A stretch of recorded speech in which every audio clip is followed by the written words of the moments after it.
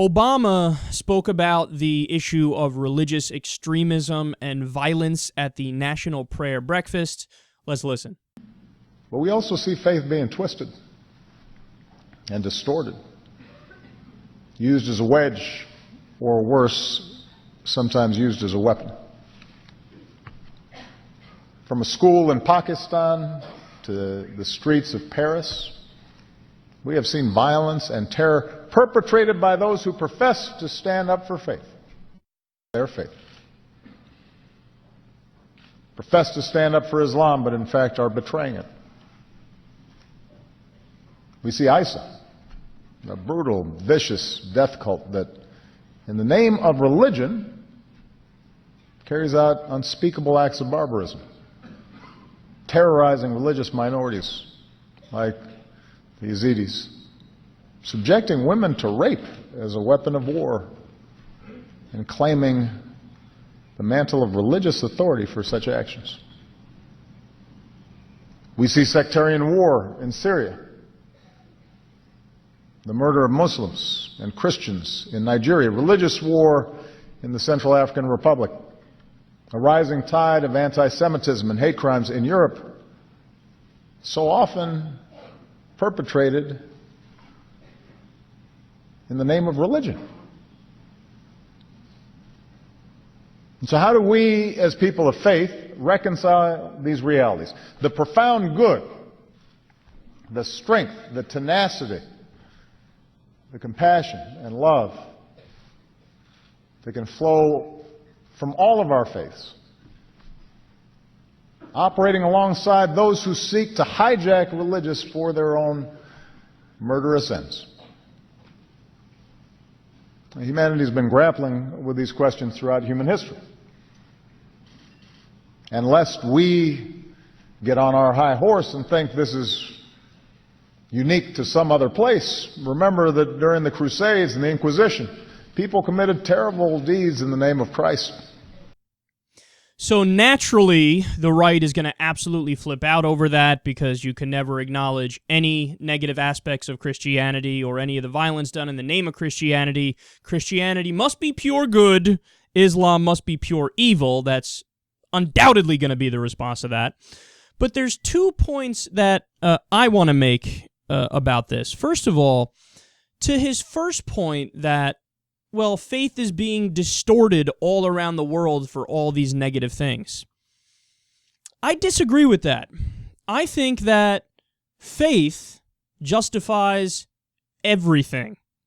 I think that Christianity, if you follow certain parts of Christianity, if you cherry pick from Christianity, you can be Dr. Martin Luther King Jr., or you can be a KKK Grand Wizard, because the passages to support both are in there.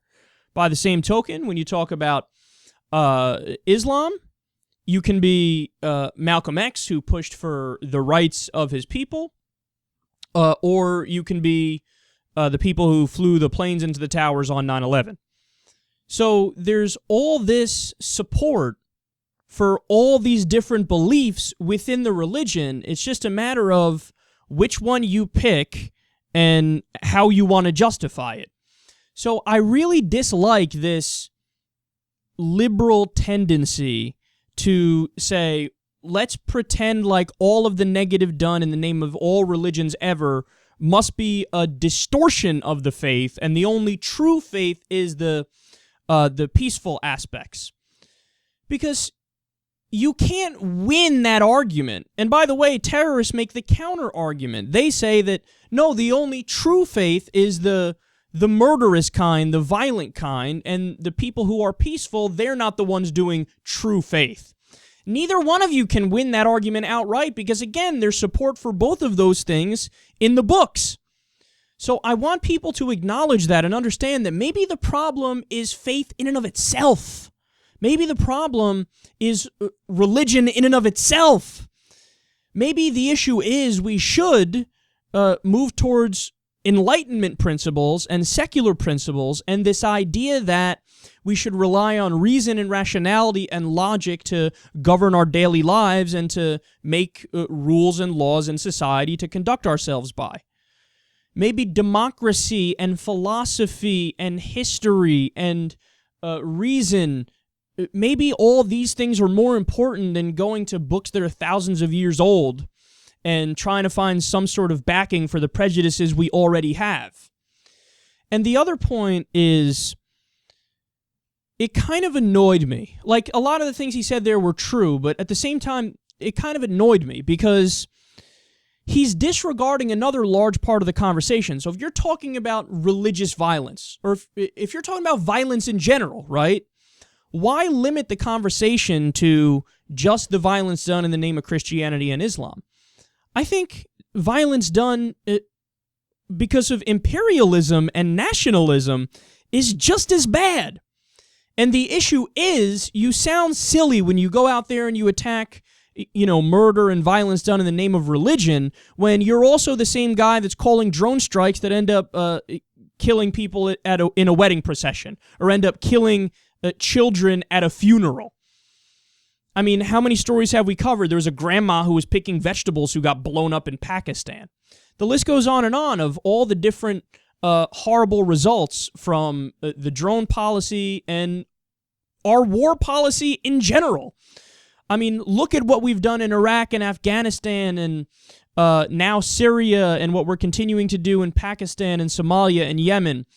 When you tally up the body count and you see that because of U.S. imperialism, we've killed way more people than Islam can dream of in the past 10 or 15 years, you look silly to only focus on violence done in the name of religion. You should also focus on the violence done in the name of imperialism and nationalism and own up to it. And say, if I'm going to lecture religious people to get their shit together, maybe I should also be lecturing the people in the military-industrial complex and the politicians to get their shit together, and we should stop killing people also. But see, the thing is, there's a barrier in the minds of all politicians in America where they can't get over the basic fact that they think, we mean well. You can't be mad at us because we mean well. We're trying our best here. We're trying to do the right thing, so we mean well when we fuck up and we kill 200,000 minimum civilians in Iraq. We really meant to just kill the Taliban and al-qaeda, and it just so happened that sometimes we missed. So since we meant well, it's not legitimate to make comparisons between our violence and their violence. But that's not a convincing argument to an Iraqi mother who lost her son because of an American tank. It's just not. It's just not. It's the difference between manslaughter and murder. Guess what? Both of them are crimes. Both of them get you a jail sentence.